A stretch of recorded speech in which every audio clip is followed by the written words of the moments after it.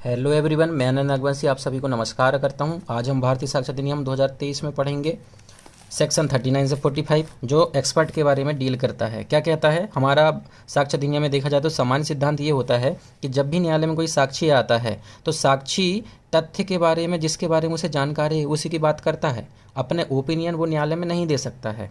तो यहाँ पे हमने लिखा है कि साक्षी व्यक्तिगत जानकारी का ही साक्ष्य देगा न्यायालय में, तथ्य का ज्ञान है जिसे वो जानकारी देगा, लेकिन राय अगर उसकी कोई है तो वो राय न्यायालय में नहीं दे सकता है। इसी के अपवाद स्वरूप सेक्शन 39 से 45 में है। क्योंकि राय की आवश्यकता क्यों पड़ती है अन्य व्यक्ति को? क्योंकि हर विषय में न्यायालय अपनी राय खुद से नहीं बना सकता है, दूसरे व्यक्ति से जानकारी प्राप्त करना पड़ता है। कुछ मामलों में कई बार विशिष्ट ज्ञान और अनुभव की आवश्यकता होती है जो हमेशा नहीं पाया जाता है, तो विशिष्ट व्यक्तियों से लिया जाता है। मान लीजिए कोई चिकित्सीय जांच कराना है और पोस्टमार्टम रिपोर्ट है कि व्यक्ति की हत्या सुसाइड से हुई है या फांसी लगाकर सुसाइड हुई है या फांसी लगाकर किसी ने मारा, तो पता कैसे चलेगा? तो उसके बारे में सुसाइड से जो परीक्षण रिपोर्ट होगी उससे पता चल जाएगा। इसी प्रकार किसी में चाकू में कोई दाग लगा हुआ है, किसी व्यक्ति ने उसे छुआ था तो उसमें प्रिंट आ गया उसकी जांच करना है, तो ये भी एक विशेषज्ञ करता है। तो इस प्रकार से विशेषज्ञ की राय भी सुसंगत मानी जाती है। हमारा जो पहला सेक्शन है 39, उसमें प्रोविजन ही किया गया है कि 5 चीज़ों में ही सुसंगतता पाई जाती है एक्सपर्ट की। लेकिन अभी अमेंडमेंट 2023 के माध्यम से एक पॉइंट ऑफ जुड़ गया तो 6 पॉइंट हो गए, 1 2 3 4 5 6। पहला है विदेशी विधि, फॉरेन लॉ। फॉरेन लॉ के बारे में न्यायालय को राय चाहिए है तो वहाँ पे एक्सपर्ट आएगा और बताएगा कि बाहर का लॉ ये है, तो वो रिलीवेंट होता है। साइंस के बारे में कोई है या कला के बारे में। और चौथा है एनी अदर फील्ड, ये जोड़ा गया है और इसका एरिया को ब्रॉड कर दिया गया है। अगला आता है हस्तलेख, जिसे कि हैंड राइटिंग, किसी ने लिखा है तो किसने लिखा है। अब एक्सपर्ट आकर बताएगा कि उसने लिखा है, लग रहा है, तो ये राय सुसंगत होंगी। इसी किसी प्रकार अंगुली चिन्ह लास्ट है, फिंगरप्रिंट किसका है, फिंगर इंप्रेशन, तो वो भी बता दिया जाएगा एक्सपर्ट के द्वारा, तो वो भी कोर्ट में रिलीवेंट होता है। अच्छा, विदेशी विधि क्या होती है? जो भारत में लागू नहीं है वो होती है। विज्ञान और कला के बारे में किसी को विशेष ज्ञान अनुभव है या उसने पढ़ा उसे समझा हो, तो वो सब चीज़ें भी रिलीवेंट होती है। अच्छा, ये क्यों विज्ञान और कला के बारे में एक्सपर्ट की ओपिनियन क्यों ले रहे हैं? क्योंकि ये चीज़ जो है सभी के समझ से परे होती है, एक्सपर्ट ही इसे बता सकता है। मान लीजिए इसमें विज्ञान में वैज्ञानिक साक्ष्य में एक और जो खोजी कुत्ता है जो ढूंढता है सूंघ कर किसी साक्ष्य को, किसी अपराधी को कपड़े के माध्यम से, तो वो भी रिलीवेंट माना गया है। इसका एक मामला था अब्दुल रजाक का, उसमें कहा गया था कि खोजी कुत्ते द्वारा ढूंढा गया साक्ष्य ग्राह्य होता है और ये वैज्ञानिक साक्ष्य कहलाएगा। प्री में 1 नंबर में आएगा कौन सा साक्ष्य? खोजी कुत्ते का, तो वैज्ञानिक साक्ष्य माना जाता है, ये बात याद रखिएगा। हस्तलेख का मतलब क्या हुआ? इंग्लिश में इसे बोलते हैं हैंड राइटिंग। किसी ने खुद के हाथों से लिखा है कोई चीज़, तो किसके हाथ की लिखी हुई चीज़ है ये पता करना तो एक्सपर्ट आएगा। तो परिचित व्यक्ति उसके बारे में राय देता है कि इसने लिखा है या इसने नहीं लिखा, तो वो भी रिलीवेंट मानी जाती है। अंगुली चिन्ह, तो अंगुली चिन्ह क्या होता है? अंगुलियों के निशान या फिंगर के निशान, किसी प्रकार के, किसी ने किसी को मारा और कोई चाकू पकड़ा था उसमें निशान आ गया, तो वो जो अभी पढ़ा था तो वो चीज़ें रिलेवेंट हो जाएंगी। इसी प्रकार एक केस था आर वर्सेस सिल्वर लाल। इसमें क्या कहा गया था? वकीली तो करता था, साथ में वो हस्तलेख के बारे में भी बहुत अच्छा माहिर था, शौकिया तौर पे वो ये करता था और एक्सपर्ट हो गया था। तो इस मामले में वकील के हस्तलेख के बारे में विशेषज्ञ बनाया गया था और उसने जो राय दिया था उसे रिलीवेंट माना गया था। अच्छा, विशेषज्ञ कौन हो सकता है? हमने तो पता है कि ये इतने क्षेत्र का व्यक्ति होगा, 6 क्षेत्रों में से किसी का, लेकिन विशेषज्ञ क्या है? तो विशेषज्ञ पर्सन स्पेशली स्किल्ड, किसी विशेष विषय पर कुशल होता है वो व्यक्ति कहलाएगा एक्सपर्ट। अब एक्सपर्ट के बारे में क्या क्या हो सकता है? क्या डिग्री ही होना जरूरी है? तो हमेशा एक्सपर्ट के मामले में अनुभव होना चाहिए। कई बार ये होता है कि डिग्री वाले को नॉलेज ज़्यादा नहीं होता है। जैसे कि एक केस था Abdul Rahman versus state of Mysore. क्या हुआ था इसमें? एक ज्वेलरी की दुकान में काम करने वाला व्यक्ति, उसकी राय न्यायालय ने ले लिया जबकि उसके पास कोई किसी प्रकार की डिग्री नहीं थी। इससे आप समझिए कितनी बड़ी चीज़ है, अनुभव बहुत बड़ी चीज़ है। बिना डिग्री के इसके साक्ष्य को न्यायालय में स्वीकार किया गया, केवल पुराना अनुभव था उसे और इसी आधार में उसे एक्सपर्ट के रूप में राय ली गई। ज्वेलरी से संबंधित जो भी थी कि सोना सही है गलत है, तो वो चीज़ें कोर्ट में रिलीवेंट मानी गई। चलिए अब आते हैं सेक्शन में। सेक्शन क्या कहती है, अभी हमने समझ लिया विशेषज्ञ के बारे में। अब पहला है सेक्शन विशेषज्ञों की राय। इसमें 6 विषय जो हमने पढ़ा था वो दिए गए हैं। इसका कंटेंट बनाएंगे तो ये कंटेंट बनते हैं कि न्यायालय को किसी विषय पर राय बनानी हो। दूसरा, राय विदेशी विधि विज्ञान कला किसी क्षेत्र पर या हस्तलेख या अंगुली चिन्ह के बारे में बनानी हो, तब विशेष कुशल व्यक्तियों की राय। याद रखिएगा विशेष कुशल, यहाँ पे ये लिख नहीं कि डिग्रीधारी या कोई ऐसी क्वालिफिकेशन, लेकिन कुशलता होनी चाहिए जिस भी विषय में हो, तो उस व्यक्ति की राय ली जा सकती है। और ऐसे व्यक्ति की राय क्या होगी, सुसंगत होगी। इन्हीं व्यक्तियों को क्या नाम दिया गया है, विशेषज्ञ या एक्सपर्ट नाम दिया गया है। अब इसके हम एग्जाम्पल समझते हैं। जैसे कि पहला, जैसा कि ये ए वाला है इलस्ट्रेशन, ए की जो मृत्यु हुई है क्या विष द्वारा हुई है, तो अब विष का लक्षण के बारे में न्यायालय में विशेषज्ञ बताता है कि ये लक्षण इस व्यक्ति को दिखे हैं या इसका मृत्यु विष से हुई है नहीं हुई है, तो जो भी ये राय देगा तो वो रिलेवेंट होंगी। इसी प्रकार से दूसरा इलस्ट्रेशन आता है चित्त विकृत व्यक्ति के बारे में। तो चित्त विकृत व्यक्ति अगर हुआ है तो क्या क्या लक्षण होते हैं, अब विशेषज्ञ अपनी राय बताता है कि इसने जो चित्त विकृति में दोषपूर्ण कार्य किया है, विधि के प्रतिकूल कोई कार्य किया, जानने में असमर्थ था। तो जो लक्षण पैदा हुए हैं उसके बारे में न्यायालय में जो राय दी जाती है वो सुसंगत मानी जाएंगी। यानी कि ये सब चीज़ें दोषपूर्ण कार्य कर रहे थे, विधि के प्रतिकूल थे, जानने में असमर्थ था, तो इस विषय में क्या हुआ, असमर्थ था। तो असमर्थ थे या नहीं ये न्यायालय डिसाइड करेगा। न्यायालय में एक्सपर्ट बताएगा और फिर न्यायालय डिसाइड करेगा। इसी प्रकार से है, ए ने एक दस्तावेज लिखी है ना, और अन्य दस्तावेज पेश की जाती हैं इस दस्तावेज को जांचने के लिए कि क्या इसी ने लिखा है, तो एक अन्य दस्तावेज पेश की जा रही है जो पहले से ही स्वीकृत है। अब विशेषज्ञ की राय इसमें देता है कि दोनों को मिलान देखते हैं, तो अब न्यायालय में विशेषज्ञ बताता है कि एक ही व्यक्ति ने लिखा है या अलग अलग व्यक्ति की है। तो न्यायालय में एक्सपर्ट जो बात बोलता है वो रिलीवेंट होती है। अब अपराध का दायरा भी बढ़ गया है। अपराध केवल अब भौतिक रूप से फिजिकली नहीं होता, ऑनलाइन के माध्यम से भी अपराध हो रहा है ना, और बहुत सारे सबूत जो मिलते हैं ऑनलाइन मिल रहे हैं। तो यहाँ पे आईटी एक्ट की धारा 79 में इलेक्ट्रॉनिक साक्ष्य परीक्षक से संबंधित है। उसमें क्या कहा गया, कंप्यूटर संसाधन या इलेक्ट्रॉनिक डिजिटल प्रारूप में पारेषित या भंडारित कंप्यूटर या ऑनलाइन के माध्यम से जो भी अपराध होते हैं उसके लिए जब इलेक्ट्रॉनिक साक्ष्य का परीक्षक जब अपनी राय बताता है तो वो राय भी रिलीवेंट होंगी। सब सेक्शन 2 में कहा गया 39 के। इसी प्रकार से अगली सेक्शन में आते हैं, क्या है सेक्शन नंबर 14, क्या कहती है, विशेषज्ञों की राय से संबंधित तथ्य।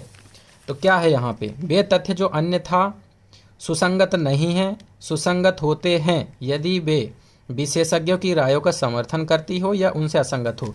मान लीजिए कि किसी विशेषज्ञ ने किसी विषय पर कोई राय दिया, अब जो राय दिया है उसके खिलाफ में कोई राय देता है या उसके समर्थन में कोई राय देता है, दोनों ही चीज़ें रिलेवेंट होंगी। तो असंगत तथ्य भी सुसंगत होता है, इनकंसिस्टेंट फैक्ट भी रिलेवेंट होता है। 14 में क्या कहा गया, कंटेंट देखा जाए तो विशेषज्ञों की राय से संबंधित है, कोई तथ्य होना चाहिए। दूसरा, ऐसा तथ्य अन्यथा सुसंगत नहीं होना चाहिए, तब भी तथ्य सुसंगत होंगे। अगर कोई तथ्य है अन्यथा सुसंगत नहीं है फिर भी वो सुसंगत होगा यदि विशेषज्ञ की राय का समर्थन कर दे या फिर असंगति बताए, समर्थन ना करे, तो ये सभी सुसंगत होंगे। तो एक वर्ड में याद रखना, असंगत तथ्य सुसंगत कहाँ पे है, 40 पे। अब इसमें एक इलस्ट्रेशन है, ए नाम का एक व्यक्ति है जो विशेषज्ञ है। अब क्वेश्चन ये है कि बी को क्या विष दिया गया था। अब विशेषज्ञ कहता है कि विष नहीं दिया गया था, लेकिन जिस दिन बी को विष दिया गया था उसी दिन सी डी ई ने भी विष पाया था उस प्रकार का, और उनको भी वही लक्षण प्राप्त थे। तो इससे ये पता चलता कि इसका लक्षण सेम है और वही लक्षण सभी में पाए गए, तो ये सुसंगत होगा। और फिर ये किसके खिलाफ है, विशेषज्ञ की राय के, लेकिन फिर भी रिलेवेंट होगा। ठीक है। अब अगली सेक्शन आता है सेक्शन 41, क्या कहती है, हस्तलेख के बारे में, हैंडराइटिंग और सिग्नेचर के बारे में। जब राय बनाना हो तो कैसे बनाते हैं, तो यहाँ पे है कंटेंट देखेंगे तो न्यायालय को दस्तावेज के बारे में राय बनानी है और किस व्यक्ति ने इसे लिखा है या किस व्यक्ति ने साइन किया है ये पता करना है। तो किसी परिचित व्यक्ति द्वारा अगर राय दी जाती है कि हाँ इसने लिखा है या नहीं लिखा है, तो परिचित व्यक्ति की राय रिलीवेंट होती है। यह कहना सुसंगत है कि उसी व्यक्ति ने लिखा है, ठीक है ना, और यह कहना सुसंगत है कि उस व्यक्ति ने नहीं लिखा है। ये दोनों बातें ही रिलेवेंट हो जाएगी जब एक्सपर्ट बात बताएगा। तो अच्छा, यहाँ पे वर्ड का इस्तेमाल हुआ परिचित व्यक्ति। तो परिचित व्यक्ति राय देगा तो कैसे देता है? तो व्यक्ति हस्तलेख से परिचित है कब कहा जाएगा? लिखते हुए देखा हो उसने कि हाँ इसने लिखा है, या स्वयं के द्वारा या प्राधिकार में लिखित है वो, और उस व्यक्ति को संबोधित की गई हो, संबोधन के जवाब में प्राप्त की गई हो, या कारोबार के अनुक्रम में व्यक्ति द्वारा लिखित होने वाली दस्तावेज उसके समक्ष बराबर रखी जाती रही हो, तो ये चीज़ भी रिलीवेंट हो जाएंगी। थोड़ा सा इस इलस्ट्रेशन को आप समझिएगा, आपको समझ में आ जाएगा। मान लीजिए कि ए ने क्वेश्चन उठा है कि क्या ए ने खत लिखा है, क्या ए के द्वारा हस्तलिखित है ये। अब यहाँ पर होता क्या है कि बी भी एक व्यापारी है। अब बी ने एक खत लिखा है, ठीक है, ए को, बी ने खत लिखा है ए को और ए ने प्राप्त भी कर लिया। अब ए ने जब प्राप्त किया तो रिटर्न में जवाब दिया, अब जवाब में बी को पत्र प्राप्त हुआ। यहाँ पे क्या है, जब भी खत लिखता है, व्यापारी है, खुद तो लिख नहीं सकता, उसने एक लिखने वाले लिपिक को रखा है सी को। अब सी बी से लिखवाता है, सी से लिखवाता है बी व्यक्ति, ठीक। तो यहाँ पे बी व्यापारी हो गया, सी उसका लिपिक हो गया। जब भी कोई खत प्राप्त करता है तो सीधा सी के पास आता है। अब यहाँ पे हुआ क्या कि जब भी पत्र बी के पास आता है तो पत्र देखने का काम कौन करता है? सी करता है, जो लिपिक है। बाद में ए के द्वारा प्राप्त पत्र डी को दिखाया गया, व्यापारी ने डी को दिखाया, व्यापारी बी ने डी को दिखाया और सलाह लेने के लिए, तो सलाह लेने के लिए कार्य करता है। डी कौन है? ब्रोकर है। तो बी के साथ कौन कौन आदमी काम कर रहा है? एक लिखने वाला सी, खुद बी, और एक व्यक्ति ब्रोकर उसका काम करने वाला डी। इन तीन व्यक्तियों ने खत प्राप्त किया है और उन्हें देखा है। तो पत्र को किसने देखा है? तीनों ने देखा है, बी व्यापारी ने, सी लिपिक ने और डी ब्रोकर ने। तो देखा है खत लेकिन लिखते नहीं देखा है, फिर भी ये रिलीवेंट होगा क्योंकि ये तीन एविडेंस मिल रहे हैं। तो इस प्रकार से ये सुसंगत माना गया है। अब यहाँ पे सबसेक्शन 2 बोलता है कि electronic digital signature. Digital signature एक बहुत सिक्योर माध्यम है ऑनलाइन किसी भी चीज़ को एक्सेप्ट करने, कॉन्ट्रैक्ट करने के मामले में। तो इलेक्ट्रॉनिक हस्ताक्षर कौन देता है? Certifying authority. तो इलेक्ट्रॉनिक हस्ताक्षर प्रमाण पत्र जारी करने वाले प्रमाणकर्ता अधिकारी, सर्टिफाइंग अथॉरिटी की जो ओपिनियन होगी इस विषय पे कि यह डिजिटल सिग्नेचर इसी का है या इसी का नहीं है, ये चीज़ रिलीवेंट मानी जाती है सबसेक्शन 2 के अकॉर्डिंग। अब आते हैं हम धारा सेक्शन 42 और 43 में। यहाँ पे 42 में रूढ़ी है और 43 में प्रथा है। हमने तो दोनों को एक ही साथ रूढ़ी प्रथा कभी भी सुना है, लेकिन धाराओं में दोनों को अलग अलग किया है, मतलब कुछ तो अंतर होगा। तो याद रखिएगा, रूढ़ी हमेशा प्राचीनतम होती है, ठीक है, रूढ़ी हमेशा प्राचीनतम होती है। और अगर इसका देखें, इसे क्या बोलते हैं? यूसेज। तो यूसेज के बारे में कहा जा सकता है कि एक्शन जो बार बार रिपीट हो रहा है तो वो किस में आएगा? प्रथाओं में आ जाएगा। रूढ़ी बहुत प्राचीन होती है, इस विषय को याद रखिएगा। इसका एक एग्जाम्पल भी दिया गया है। मान लीजिए कि साधारण रूढ़ी अधिकार के अंतर्गत ऐसी रूढ़ियाँ अधिकार आते हैं जो व्यक्तियों के काफ़ी बड़े वर्ग के लिए होती है, ठीक है। जैसे कि एक पूरे गांव के लोग कुएं से पानी भरते हैं, तो कुएं से पानी भरने का अधिकार है, उनका उपयोग करने का अधिकार है, तो इस धारा के अंतर्गत साधारण अधिकार माना जाएगा। क्या लिखा है? साधारण रूढ़ी या साधारण अधिकार के अस्तित्व के बारे में राय सुसंगत मानी जाती है। इसके क्या कंटेंट बनते हैं तो देख लीजिए। साधारण रूढ़ी या अधिकार के अस्तित्व के राय है, तो न्यायालय को राय बनानी है, साधारण रूढ़ी या अधिकार के बारे में बनानी है। अस्तित्व जानने वाले व्यक्ति की राय सुसंगत है, यहाँ पे जिस व्यक्ति को पता है क्योंकि उसका अस्तित्व होता तो जानते, और काफ़ी बड़े वर्ग के लिए ये सामान्य है, ठीक है। और उदाहरण के लिए ग्राम के निवासी जो हमने बताया था वही इलस्ट्रेशन यहाँ पे भी लिखा हुआ है। तो ये कंटेंट्स आप बना सकते हैं। इसी प्रकार से सेक्शन 43 क्या कहती है? प्रथाओं सिद्धांतों के बारे में राय कब सुसंगत होती है, ठीक है। इसके कंटेंट क्या बन जाएंगे, पहले पढ़ते हैं इसको। जबकि न्यायालय को मनुष्य के किसी निकाय या कुटुंब की प्रथाओं या सिद्धांतों, धार्मिक खैराती प्रतिष्ठान के गठन, प्रशासन के विशिष्ट जिले, विशिष्ट वर्गों के लोगों के द्वारा प्रयोग की जाने वाली शब्दों या पदों की कौन सी बोली है, इसका अर्थ क्या होता है, ये किसी शब्द को बंगाली में बोलोगे तो उसका क्या अर्थ होता होगा, ये सब निकालना है। तो प्रथा और सिद्धांतों के बारे में कोई एक्सपर्ट बताएगा तो वो चीज़ें भी सुसंगत मानी जाती हैं। इसके कंटेंट क्या बनते हैं? न्यायालय की राय बनानी है, न्यायालय को राय बनानी है मनुष्य के निकाय या कुटुंब की प्रथा या सिद्धांत के बारे में, या धार्मिक या खैराती प्रतिष्ठान के गठन के बारे में, प्रशासन के बारे में कैसे होता है। तो विशिष्ट जिले या वर्ग के लोगों द्वारा प्रयोग होने वाले शब्द या अर्थ ज्ञान का विशेष साधन रखने वाले व्यक्ति द्वारा जब राय दी जाएगी तो वो चीज़ सुसंगत हो जाएगी प्रथा के बारे में, सिद्धांतों के बारे में। अब आते हैं सेक्शन 44, राय। राय का मतलब क्या होता है? नातेदारी। नातेदारी का मतलब क्या? तो रिलेशनशिप। तो नातेदारी के बारे में जब भी राय बनाना है, नातेदारी के बारे में कैसे कि क्या ये इसी का पुत्र है, क्या ये इसी का भाई है, तो ऐसे कथन नातेदारी से संबंधित होंगे। तो इसमें कंटेंट क्या निकलते हैं? जबकि न्यायालय को एक व्यक्ति की किसी अन्य के साथ नातेदारी के बारे में राय बनानी हो, तब ऐसी नातेदारी के अस्तित्व के बारे में किसी ऐसे व्यक्ति के आचरण द्वारा अभिव्यक्त राय या जिसके पास कुटुंब के सदस्य के रूप में या अन्यथा उस विषय के संबंध में ज्ञान के विशेष साधन है, तो ये सुसंगत है ज्ञान के विशेष साधन होने पर। क्या है इसके कंटेंट?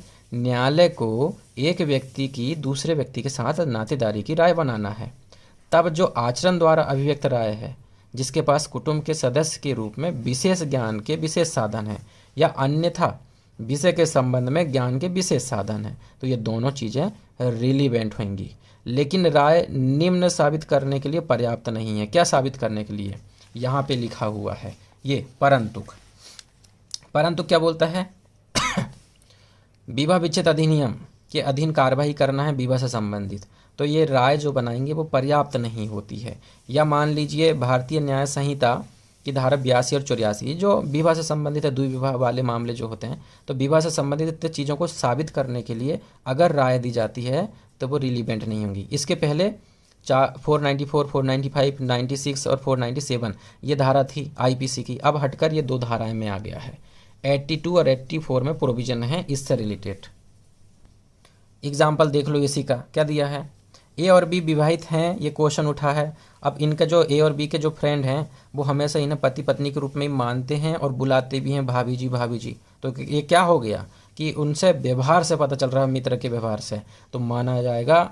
ओपिनियन जब देंगे तो वो रिलीवेंट होगा नातेदारी के बारे में राय बनाएंगे तो। दूसरा, ए क्या बी का पुत्र है, मतलब ए पुत्र है और बी पिता है, तो क्या ये पिता पुत्र हैं? अब कुटुंब के सदस्य बताएंगे कि हाँ हमने तो इन्हें हमेशा इसी रूप में माना है, बी के बच्चे के रूप में ही इसके साथ बर्ताव किया है, तो यहाँ पे रिलीवेंट हो जाता है नातेदारी रिलेशनशिप। एक्सपर्ट ओपिनियन का सबसे लास्ट सेक्शन, राय के आधार कब सुसंगत होंगे, 45 में दिया गया है। कौन देता है ओपिनियन? एक्सपर्ट देता है। तो जब भी किसी व्यक्ति, जीवित व्यक्ति की राय सुसंगत है, जीवित व्यक्ति वर्ड है, मरे हुए व्यक्ति की बात नहीं है, तब वे आधार जिन पर वह आधारित है सुसंगत होगा। मान लीजिए कि आपने कोई एक्सपर्ट की ओपिनियन दिया है और उसके बारे में आपने किसी बुक में पढ़ा था जिसमें वो चीज़ है, तो वो आप आधार, क्या लिखा हुआ है? ग्राउंड ऑफ ओपिनियन, कहाँ से आया ये आधार, आप ओपिनियन किस आधार पे दे रहे हैं, तो वो ओपिनियन जैसे बुक है तो बुक बता दिए, या आपने किसी माध्यम से, मशीन के माध्यम से कोई साक्ष्य पता किया है कि क्या है, किसका खून है, फिंगरप्रिंट किसकी है, तो जो आप एविडेंस दोगे तो वो आधार भी आप बता सकते हैं, तो आधार भी रिलीवेंट होता है। कहाँ पे? सेक्शन 45 में। जब कभी किसी जीवित व्यक्ति की, ये तो पढ़ लिया हमने, कोई विशेषज्ञ अपनी राय बनाने के प्रयोजनार्थ किए हुए प्रयोगों का विवरण दे सकता है और वो भी रिलीवेंट होगा। तो ये हमारा कंप्लीट हो गया 45 तक। आप सभी को धन्यवाद।